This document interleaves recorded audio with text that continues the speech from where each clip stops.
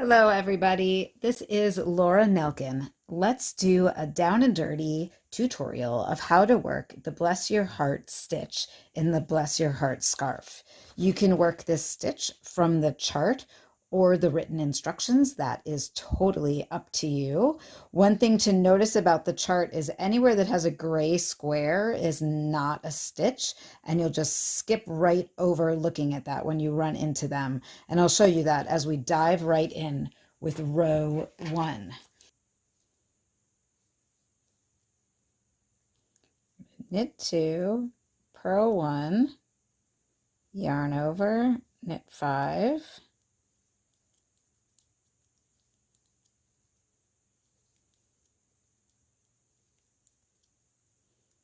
knit 2 together, double yarn over, slip slip knit, knit 5,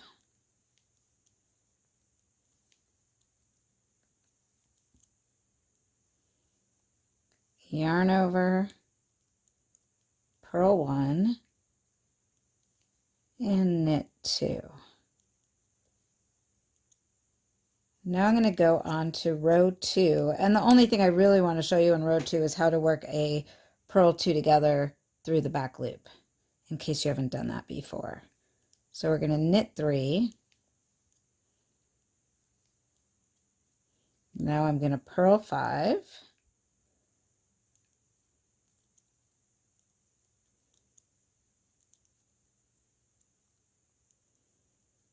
And now I'm going to purl 2 together through the back loop. Basically what a purl 2 together through the back loop does is mimic a slip slip knit on the right side of the work, but I'm working on a wrong side row. So I'm going to take my left hand needle tip, and I'm going to pull down on these 2 stitches to open them up a bit on the left hand needle.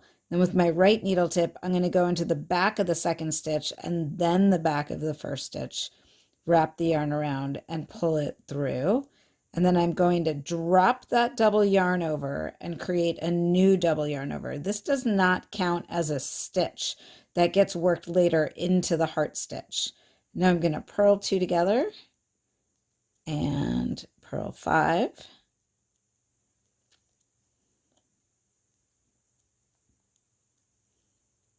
And then knit the last 3 stitches. Okay, so I'm going to go work this swatch up to row 8 because there's nothing else new to show you. And then when I come back with row 8, I'll show you how to do the beaded heart stitch and then what to do on the next row on row 9 as well. Okay, everybody, I am back with row 8. And I am going to knit those first 2 stitches and then knit 1 and purl 1. And now I'm at the beaded heart stitch right there. So I'm going to drop those 2 yarn overs off the needle, and then I'm going to look down and you can see right here where I've dropped all those stitches. And you're going to take the right hand needle, and coming from the back of your work, you're going to stick that needle underneath all those dropped double yarn overs, grab your working yarn, wrap it around the needle, and then pull it through and up. We're on the wrong side of the work, so you can see that this is happening on the right side of the work right here. Let me see if I can flip that over to show you. So we're on the wrong side of the work right there. And now, if you're working this without beads, you would just leave that on the right-hand needle and continue. You might want to make it a little smaller. But if you're working with beads, now what we're going to do is go grab either super floss or a small crochet hook, take 3 beads,